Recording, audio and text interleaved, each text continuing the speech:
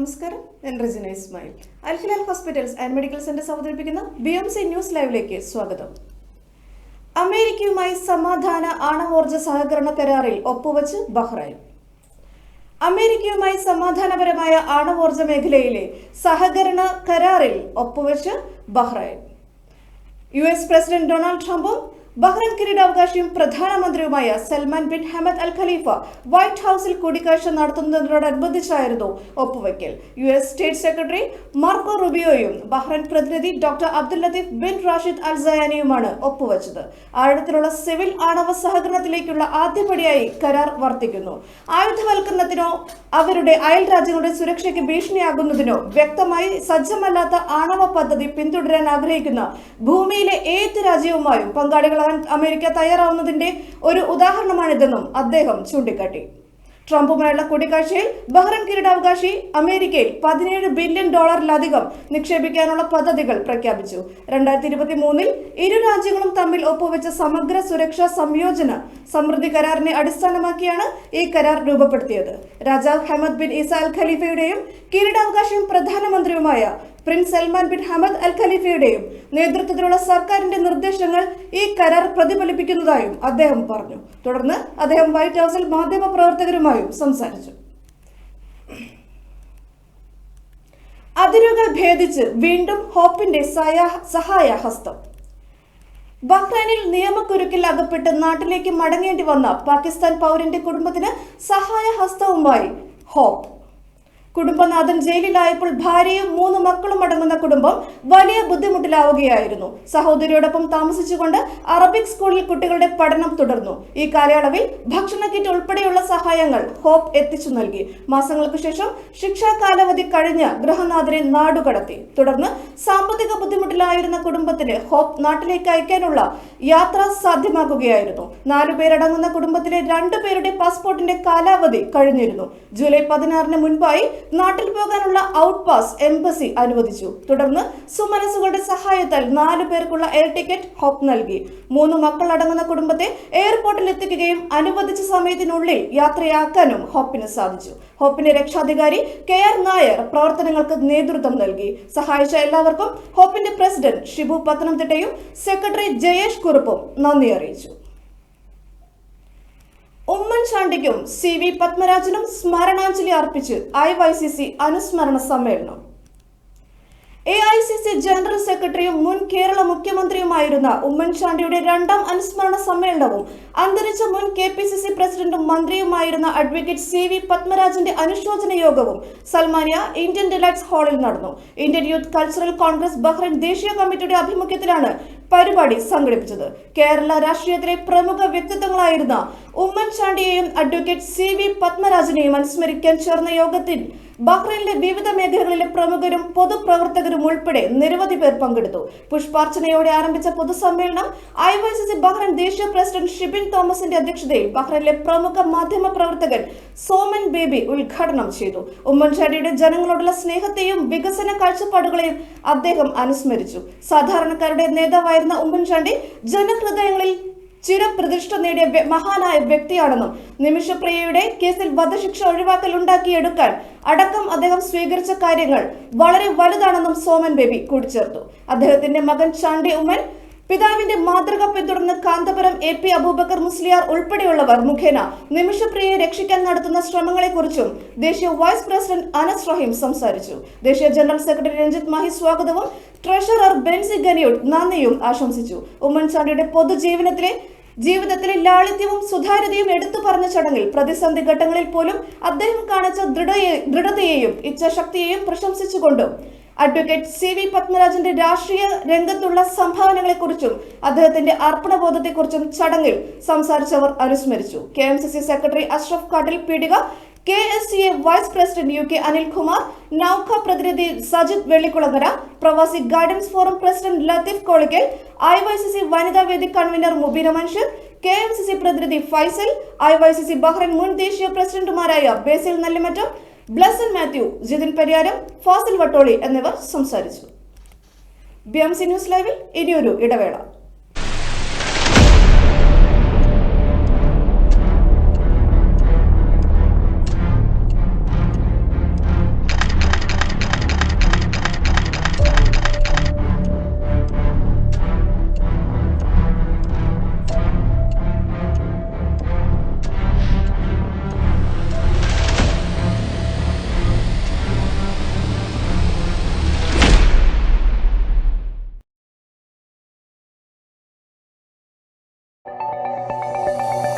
Our skin is the mirror of our soul. Our skin is our largest sensory organ. Our skin needs a healthy microbiome balance. This is regulated by its pH value, which protects the skin from pathogens, cold and ultraviolet rays.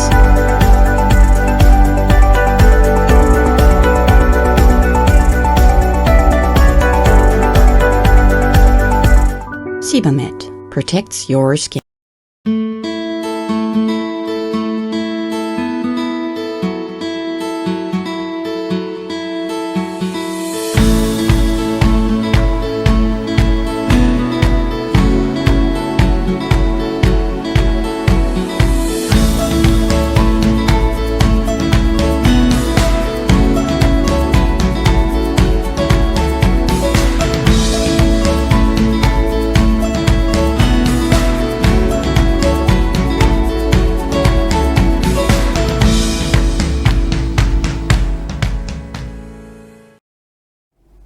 BMC news ലൈവിലേക്ക് വീണ്ടും സ്വാഗതം.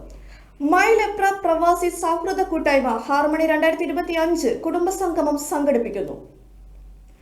My lepra പ്രവാസി സൗഹൃദ കൂട്ടായ്മയുടെ നേതൃത്വത്തിൽ harmony 2025 കുടുംബസംഗമം സംഘടിപ്പിക്കുന്നു. ലോകത്തിലെ വിവിധ രാജ്യങ്ങളിൽ പ്രവാസ ജീവിതം നയിക്കുന്ന മൈ ലെപ്ര എന്ന മനോഹരമായ കൊച്ചു ഗ്രാമത്തിലെ പ്രവാസികൾ ജന്മനാട്ടിൽ ഒരുമിച്ച് കൂടണമെന്ന ആഗ്രഹത്തെ മുൻനിർത്തിയാണ് ജൂലൈ 20 ഞായറാഴ്ച വൈകുന്നേരം 3 മണി മുതൽ മൈ ലെപ്ര സെന്റ് ജോർജ് ഓഡിറ്റോറിയത്തിൽ വെച്ച് ഹാർമണി 2025 എന്ന പേരിൽ ഒരു കുടുംബസംഗമം സംഘടിപ്പിക്കുന്നത്. കഴിഞ്ഞ 5 വർഷത്തോളമായി ലോകത്തിന്റെ വിവിധ ഇടങ്ങളിലുള്ള പ്രവാസികൾ പരസ്പരം ആശയവിനിമയം നടത്തുകയും സൗഹൃദ വേദികൾ ഒരുക്കുകയും സാമൂഹ്യ പ്രതിബദ്ധതയുള്ള വിവിധ കാര്യങ്ങളിൽ സജീവമാകുകയും വിവിധങ്ങളായ കാരുണ്യ പ്രവർത്തനങ്ങൾക്ക് നേതൃത്വം കൊടുത്തു പോരുകയും ചെയ്തിട്ടുണ്ട്. ജൂലൈ 20 നടക്കുന്ന സംഗമത്തിൽ സംസ്ഥാന ആരോഗ്യമന്ത്രി വീണ ജോർജ് ഹാർമണി 2025 പൊതുസമ്മേളനം ഉദ്ഘാടനം ചെയ്യും. പത്തനംതിട്ടയുടെ MP Anto Antony മുഖ്യാതിഥിയായും Konni MLA KU Janesh Kumar മുഖ്യപ്രഭാഷണം നടത്തുകയും ചെയ്യും. കൂടാതെ സമ്മേളനത്തിൽ സാമൂഹ്യ രാഷ്ട്രീയ സാംസ്കാരിക രംഗത്തെ പ്രമുഖർ പങ്കെടുക്കുമെന്ന് ഭാരവാഹികൾ അറിയിച്ചു. മൈ ലെപ്ര പ്രവാസി സൗഹൃദ ട്രസ്റ്റിന്റെ മെമ്പർഷിപ്പ് വിതരണ ഉദ്ഘാടനവും സമൂഹത്തിൽ വിവിധ ശ്രേണികളിൽ വ്യക്തിമുദ്ര പതിപ്പിച്ചവർക്കുള്ള ആദരവും പ്രവാസി സ്നേഹസ്പർശം ചാരിറ്റി പ്രൊജക്ട് ഉദ്ഘാടനവും വിതരണവും സമ്മേളനത്തിൽ വെച്ച് നടക്കും. മൈ ലെപ്ര പ്രവാസി കൂട്ടായ്മയിലെ കുടുംബാംഗങ്ങളുടെ കലാപരിപാടികളും പ്രശസ്ത നാടൻപാട്ട് ഗായകനും ലോർ അക്കാദമി ഡയറക്ടറുമായ അഡ്വക്കേറ്റ് സുരേഷ് സോമ നയിക്കുന്ന ബഡാബുറ സംഗീത വിരുന്നും ഉണ്ടായിരിക്കുന്നതാണ്. സയ്യിദ് അലി ബാഫക്കി തങ്ങൾക്ക് ICF അവാർഡ്. സയ്യിദ് അലി ബാഫക്കി തങ്ങൾക്ക് ICF ഇന്റർനാഷണൽ അവാർഡ്. 6 പതിറ്റാണ്ട് കാലമായി കേരളീയ മത സാമൂഹിക രംഗങ്ങളിൽ നിസ്തുല സേവനം അനുഷ്ഠിക്കുകയും വിദ്യാഭ്യാസ ജീവകാരുണ്യ പ്രവർത്തനങ്ങളിൽ അദ്ദേഹം നടത്തുന്ന അതുല്യമായ പ്രവർത്തനങ്ങൾക്കുമുള്ള അംഗീകാരവുമായാണ് 1 ലക്ഷം രൂപയും പ്രശസ്തി ഫലകവും അടങ്ങുന്ന അവാർഡ്. കോഴിക്കോട് കാലിക്കറ്റ് ടവർ ഓഡിറ്റോറിയത്തിൽ നടന്ന ഇന്റർനാഷണൽ മുഅല്ലിം കോൺഫറൻസിൽ അവാർഡ് സമ്മാനിച്ചു. കേരളത്തിലെത്തിയ ബാഫക്കി കുടുംബത്തിലെ ഏറ്റവും മുതിർന്ന നേതാവാണ് സയ്യിദ് അലി ബാഫക്കി തങ്ങൾ. യമനിലെ തരീമിൽ നിന്ന് ബാഫക്കി കുടുംബം 18ാം നൂറ്റാണ്ടിന്റെ തുടക്കത്തിലാണ് കേരളത്തിലെത്തിയിരുന്നത്. അന്നു മുതൽ തന്നെ കേരളീയ മുസ്ലിം സമൂഹത്തിന്റെ നേതൃപദവിയിൽ ബാഫക്കി കുടുംബവുമുണ്ട്. സമസ്ത കേരള ജമിയത്തുൽ ഉലമയുടെ വൈസ് പ്രസിഡന്റ്, സുന്നി വിദ്യാഭ്യാസ ബോർഡ്, സുന്നി ജമിയത്തുൽ മുഅല്ലിമീൻ മർക്കസ് എന്നിവയുടെ പ്രസിഡന്റ് തുടങ്ങിയ നിലകളിൽ പ്രവർത്തിക്കുന്ന സയ്യിദ് അലി ബാഫക്കി തങ്ങൾ മദ്രസ വിദ്യാഭ്യാസ പ്രവർത്തനങ്ങൾ വിപുലീകരിക്കുന്നതിനും മദ്രസ അധ്യാപകരുടെ ക്ഷേമ പ്രവർത്തനങ്ങൾക്കുമായി നിരന്തരം പ്രവർത്തനം നടത്തുന്ന വ്യക്തിത്വമാണ്. 6 പതിറ്റാണ്ടിലധികമായി തുടർന്ന ഈ സേവനം ഇപ്പോഴും വീൽ ചെയറിൽ എത്തിപ്പെടാൻ പറ്റുന്നിടത്തെല്ലാം എത്തണമെന്ന ആഗ്രഹം അദ്ദേഹത്തിനുണ്ട്. ഈ സേവനങ്ങളെ ആദരിക്കുന്നതിന്റെ ഭാഗമായാണ് അവാർഡെന്ന് ICF വ്യക്തമാക്കി. വിസ പ്രതിസന്ധി രൂക്ഷമാകുന്നു. US-ലേക്കുള്ള ഇന്ത്യൻ വിദ്യാർത്ഥികളുടെ എണ്ണത്തിൽ വൻ ഇടിവ്. 1000-കണക്കിന് വിദ്യാർത്ഥികൾ ആശങ്കയിൽ. ട്രംപ് ഭരണകൂടത്തിന്റെ അന്താരാഷ്ട്ര വിദ്യാർത്ഥികളോടുള്ള നിലവിലെ സമീപനം കാരണം US സർവകലാശാലകളിൽ ഇന്ത്യൻ വിദ്യാർത്ഥികളുടെ പ്രവേശനത്തിൽ വലിയ കുറവ് രേഖപ്പെടുത്തി. ഹൈദരാബാദിലെ വിദ്യാഭ്യാസ കൺസൾട്ടന്റ്മാർ പറയുന്നതിനനുസരിച്ച് വിദേശത്തേക്ക് പോകുന്ന വിദ്യാർത്ഥികളുടെ എണ്ണത്തിൽ 70% ഇടിവുണ്ടായിട്ടുണ്ട്. വിസ അപ്പോയിന്റ്മെന്റ് സ്ലോട്ടുകളിലെ തടസ്സവും വിസ നിരസിക്കൽ നിരക്കിലെ അപ്രതീക്ഷിത വർധനവുമാണ് ഈ കുറവിന് കാരണം. സാധാരണയായി ഈ സമയമാകുമ്പോൾ മിക്ക വിദ്യാർത്ഥികളും വിസ അഭിമുഖങ്ങൾ പൂർത്തിയാക്കി യാത്രയ്ക്ക് തയ്യാറെടുക്കുകയായിരിക്കും. എന്നാൽ ഈ വർഷം ഒരു സ്ലോട്ട് തുറക്കുന്ന പ്രതീക്ഷയിൽ ഇപ്പോഴും എല്ലാ ദിവസവും പോർട്ടൽ റീഫ്രഷ് ചെയ്യുകയാണ്. വർഷങ്ങളിലെ ഏറ്റവും മോശം അവസ്ഥയാണിതെന്ന് ഹൈദരാബാദ് ഓവർസീസ് കൺസൾട്ടന്റിലെ സഞ്ജീവ് റായ് ടൈംസ് ഓഫ് ഇന്ത്യയോട് പറഞ്ഞു. വിസ സ്ലോട്ടുകൾ ഘട്ടം ഘട്ടമായി പുറത്തുവിടുമെന്ന US അധികൃതർ വാഗ്ദാനം ചെയ്തിരുന്നെങ്കിലും കാര്യങ്ങളിൽ വ്യക്തതയില്ലാത്തത് വിദ്യാർത്ഥികളെ ആശങ്കയിലാക്കുന്നു. കൂടാതെ സ്ലോട്ടുകൾ ബുക്ക് ചെയ്യാൻ സാധിച്ച വിദ്യാർത്ഥികൾക്ക് പോലും സ്ഥിരീകരണം ലഭിക്കുന്നില്ലെന്ന് വിൻഡോ ഓവർസീസ് എഡ്യൂക്കേഷൻ കൺസൾട്ടൻസിലെ അങ്കിത് ജെയിൻ പറഞ്ഞു. ഇതിന്റെ ഫലമായി വിദ്യാർത്ഥികൾ ഇപ്പോൾ മറ്റ് രാജ്യങ്ങളിൽ പഠനം തേടുകയാണ്. അടുത്ത ദിവസങ്ങളിൽ സ്ലോട്ടുകൾ പുറത്തിറക്കിയില്ലെങ്കിൽ ആയിരക്കണക്കിന് വിദ്യാർത്ഥികളുടെ സ്വപ്നങ്ങൾ തകരും. ഏകദേശം 80% ഇടിവാണ് ഇപ്പോൾ കാണുന്നത്. BMC ന്യൂസ് ലൈവിൽ മറ്റൊരു ഇടവേള.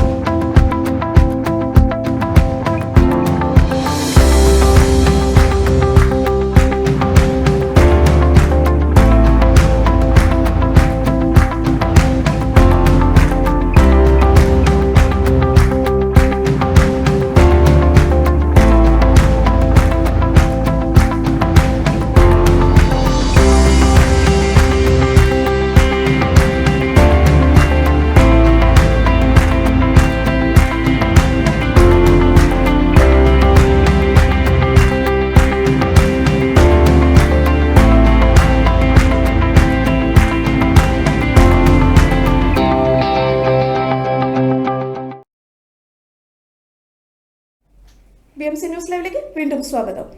ഇന്ത്യ-US വ്യാപാര കരാർ ഉടൻ. ട്രംപ്. ഇന്ത്യയും അമേരിക്കയും തമ്മിലുള്ള വ്യാപാര കരാർ ഉടൻ പ്രഖ്യാപിക്കുമെന്ന് അമേരിക്കൻ പ്രസിഡന്റ് ഡൊണാൾഡ് ട്രംപ്. ഇരു രാജ്യങ്ങളും തമ്മിലുള്ള കരാർ പ്രഖ്യാപനം അന്തിമഘട്ടത്തിലേക്ക് അടുക്കുകയാണ്. ഉൽപ്പന്നങ്ങളുടെയും സേവനങ്ങളുടെയും തീരുവ സംബന്ധിച്ചുള്ള ചർച്ചകൾ അന്തിമഘട്ടത്തിലാണെന്നും ട്രംപ് വ്യക്തമാക്കി. ബഹ്റൈൻ കിരീടാവകാശിയും പ്രധാനമന്ത്രിയുമായ സൽമാൻ ബിൻ ഹമദ് അൽ ഖലീഫയുമായി വൈറ്റ് ഹൌസിൽ നടത്തിയ കൂടിക്കാഴ്ചയിലായിരുന്നു ട്രംപിന്റെ പ്രതികരണം. ഇന്ത്യയുമായി വലിയ കരാറിലേക്ക് അമേരിക്ക എത്തുകയാണെന്നും വിപണി തുറക്കാൻ അവർ തയ്യാറാകുന്നതായും ട്രംപ് പ്രതികരിച്ചു. റിയൽ അമേരിക്കാസ് വോയിസ് എന്ന മാധ്യമത്തിന് നൽകിയ അഭിമുഖത്തിലും ട്രംപ് ഇന്ത്യയുമായുള്ള കരാറിനെ കുറിച്ച് പരാമർശിച്ചു. ഇതിനോടകം നിരവധി വലിയ രാജ്യങ്ങളുമായി വ്യാപാര കരാർ ആയി. അടുത്തത് ഇന്ത്യ ആയിരിക്കാമെന്നും ട്രംപ് അഭിമുഖത്തിൽ വ്യക്തമാക്കി. അമേരിക്ക ശക്തമായ നിലപാട് സ്വീകരിച്ചതിനാലാണ് പല രാജ്യങ്ങളും കരാറിൽ ഏർപ്പെടാൻ സന്നദ്ധരായെന്നും ട്രംപ് കൂട്ടിച്ചേർത്തു. നിലവിൽ ഇൻഡോ അമേരിക്കൻ വ്യാപാര കരാർ സംബന്ധിച്ച് ചർച്ചകൾ നടത്താൻ ഇന്ത്യയുടെ വാണിജ്യ മന്ത്രാലയത്തിൽ നിന്നുള്ള പ്രതിനിധികൾ അമേരിക്കയിലുണ്ട്. കാർഷിക, ഡയറി മേഖലകൾ സംബന്ധിച്ചുള്ള തർക്കമാണ് കരാർ വൈകുന്നതിന് കാരണമെന്ന സൂചനയും ഉണ്ട്. ബീഹാറിലെ ആശുപത്രി കൊലപാതകം, 5 പ്രതികൾ അറസ്റ്റിൽ.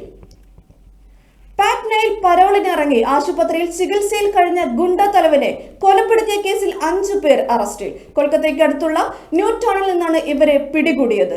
ചന്ദ്രൻ മിശ്രയാണ് കൊല്ലപ്പെട്ടത്. ശനിയാഴ്ച പുലർച്ചെ ബീഹാർ പോലീസും പശ്ചിമ ബംഗാൾ പോലീസും സംയുക്തമായി നടത്തിയ പരിശോധനയെ തുടർന്ന് മെട്രോപോളിസിലെ സാറ്റലൈറ്റ് ടൗൺഷിപ്പിലെ ഭവന സമുച്ചയത്തിൽ നിന്നാണ് പ്രതികളെ അറസ്റ്റ് ചെയ്തത്. ബീഹാറിലെ ബക്സർ ജില്ല സ്വദേശിയായ മിശ്രയെ വ്യാഴാഴ്ച രാവിലെ പാറ്റ്നയിലെ ഒരു സ്വകാര്യ ആശുപത്രിക്കുള്ളിൽ വെടിവെച്ചു കൊലപ്പെടുത്തിയ കേസാണ്. പ്രതികളെല്ലാം ന്യൂ ടൗൺസ് പ്രദേശത്തെ ഭവന സമുച്ചയത്തിലെ ഒരു ഫ്ളാറ്റിൽ ഒളിച്ചിരിക്കുകയായിരുന്നു. 5 പ്രതികളിൽ 4 പേരും കൊലപാതകത്തിൽ നേരിട്ട് പങ്കെടുത്തവരാണ്. 5ാം പ്രതി കുറ്റകൃത്യത്തിൽ ഉൾപ്പെട്ടിട്ടുണ്ടോ അതോ മറ്റുള്ളവരെ ഒളിവിൽ പോകാൻ സഹായിച്ചതാണോ എന്ന് അന്വേഷിച്ചു വരികയാണ്, പോലീസ് ഉദ്യോഗസ്ഥൻ പറഞ്ഞു.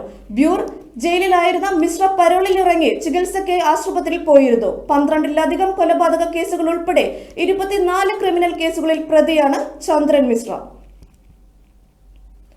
അഹമ്മദാബാദ് വിമാന ദുരന്തം, ചാരിറ്റബിൾ ട്രസ്റ്റ് രൂപീകരിച്ച് ടാറ്റ. ഹോസ്റ്റൽ കെട്ടിടവും പുനർനിർമ്മിക്കും. അഹമ്മദാബാദ് വിമാന ദുരന്തത്തിൽ മരിച്ചവരുടെ കുടുംബാംഗങ്ങൾക്കായി ടാറ്റ സൺസ് 500 കോടി രൂപയുടെ ചാരിറ്റബിൾ ട്രസ്റ്റ് രൂപീകരിച്ചു. മരിച്ചവരുടെ ബന്ധുക്കൾക്കും ആശ്രിതർക്കും പരിക്കേറ്റവർക്കും അപകടം നേരിട്ടോ അല്ലാതെയോ ബാധിച്ചവർക്കും വേണ്ടിയാണ് ട്രസ്റ്റ് രൂപീകരിച്ചിട്ടുള്ളത്. മുംബൈയിൽ രജിസ്റ്റർ ചെയ്തിട്ടുള്ള AI-171 മെമ്മോറിയൽ ആൻഡ് വെൽഫെയർ ട്രസ്റ്റിലേക്ക് ടാറ്റ സൺസും ടാറ്റ ട്രസ്റ്റുകളും 250 കോടി രൂപ വീതം സംഭാവന ചെയ്യുമെന്ന് ടാറ്റ പ്രസ്താവനയിൽ അറിയിച്ചു. പ്രഥമ ശുശ്രൂഷകർ, ആരോഗ്യ വിദഗ്ധർ, ദുരന്ത നിവാരണ വിദഗ്ധർ, വിദഗ്ധർ, സാമൂഹിക പ്രവർത്തകർ, സർക്കാർ ജീവനക്കാർ എന്നിവർക്കും ട്രസ്റ്റ് സഹായം നൽകും. ടാറ്റയിലെ മുൻ ഉദ്യോഗസ്ഥനായ എസ് പത്മനാഭനെയും ടാറ്റ സൺസിന്റെ ജനറൽ കൗൺസിലറായ സിദ്ധാർത്ഥ് ശർമ്മയെയും ട്രസ്റ്റ് ബോർഡിലേക്ക് നിയമിച്ചു. 5 അംഗ ബോർഡിലേക്ക് 3 ഉദ്യോഗസ്ഥരെ കൂടി നിയമിക്കും. അതേസമയം അപകടത്തിൽ മരിച്ചവരുടെ ആശ്രിതർക്ക് 1 കോടി രൂപ നൽകുന്നതിനൊപ്പം ഗുരുതരമായി പരിക്കേറ്റവരുടെ ചികിത്സയ്ക്കും ടാറ്റ സഹായം നൽകിയിരുന്നു. വിമാനാപകടത്തിൽ തകർന്ന BJ മെഡിക്കൽ കോളേജ് ഹോസ്റ്റൽ കെട്ടിടവും അടിസ്ഥാന സൗകര്യങ്ങളും പുനർനിർമ്മിക്കാനും സഹായം നൽകും. നടപടിക്രമങ്ങൾ പൂർത്തിയായാൽ ട്രസ്റ്റിന് ധനസഹായം നൽകുകയും പൂർണ്ണ ആത്മാർത്ഥതയോടെ പ്രവർത്തനം ആരംഭിക്കുകയും ചെയ്യുമെന്നും ടാറ്റ കൂട്ടിച്ചേർത്തു. കണ്ണൂർ അന്താരാഷ്ട്ര വിമാനത്താവളത്തിന് കാർഗോ അനുമതി. നടപടി നിർമ്മല സീതാരാമനുമായുള്ള മുഖ്യമന്ത്രിയുടെ കൂടിക്കാഴ്ചയ്ക്ക് ശേഷം. കണ്ണൂർ അന്താരാഷ്ട്ര വിമാനത്താവളത്തിന് കാർഗോ അനുമതി നൽകി കേന്ദ്രം. കാർഗോ എയർലിഫ്റ്റിംഗിനായി ഈടാക്കുന്ന കസ്റ്റംസ് കോസ്റ്റ് റിക്കവറി ചാർജ് ഒഴിവാക്കിയതായി കേന്ദ്ര ധനകാര്യ വകുപ്പ് പ്രൊഫസർ KV തോമസിന് നൽകിയ കത്തിൽ വ്യക്തമാക്കി. മുഖ്യമന്ത്രി പിണറായി വിജയൻ ദില്ലിയിൽ നിർമ്മല സീതാരാമനുമായി നടത്തിയ കൂടിക്കാഴ്ചയ്ക്ക് ശേഷമാണ് നടപടി. കാർഗോ എയർലിഫ്റ്റിംഗിനായുള്ള ചാർജ് ഒഴിവാക്കിയതാണ് കണ്ണൂർ അന്താരാഷ്ട്ര വിമാനത്താവളത്തിൽ കാർഗോ സംവിധാനം തുടങ്ങാൻ കേന്ദ്രം അനുമതി നൽകിയത്.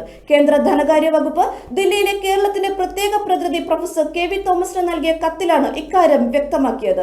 മുഖ്യമന്ത്രി പിണറായി വിജയൻ നിർമ്മല സീതാരാമനുമായുള്ള കൂടിക്കാഴ്ചയിൽ ഇക്കാര്യം ആവശ്യപ്പെട്ടിരുന്നു. കണ്ണൂർ വിമാനത്താവളം കാർഗോ ഹബ് ആകുന്നതോടെ മലബാറിന്റെ വികസനത്തിന് ഗുണം ചെയ്യുമെന്ന് പ്രൊഫസർ KV തോമസ് പറഞ്ഞു. നിലവിൽ മംഗലാപുരത്താണ് മലബാർ മേഖലകളിലെ കാർഗോ സംവിധാനങ്ങൾ പ്രവർത്തിക്കുന്നത്. കണ്ണൂരിലെ കാർഗോ സർവീസ് സജീവമാകുന്നതോടെ സംസ്ഥാനത്തേക്ക് കൂടുതൽ ഇറക്കുമതി സംവിധാനങ്ങളിൽ അടക്കം പുരോഗതി ഉണ്ടാകുമെന്നാണ് വിലയിരുത്തൽ. വിമാനത്താവളത്തിലേക്ക് അന്താരാഷ്ട്ര തലത്തിലുള്ള വലിയ വിമാനങ്ങൾ സർവീസ് നടത്തുന്നതിനുള്ള അനുമതിയും കേരളം തേടിയിട്ടുണ്ട്. ഈ വാർത്തയോടുകൂടി ഇന്നത്തെ BMC ന്യൂസ് മലയാളം വാർത്തകൾ പൂർണ്ണമാകുന്നു. ശുഭരാത്രി.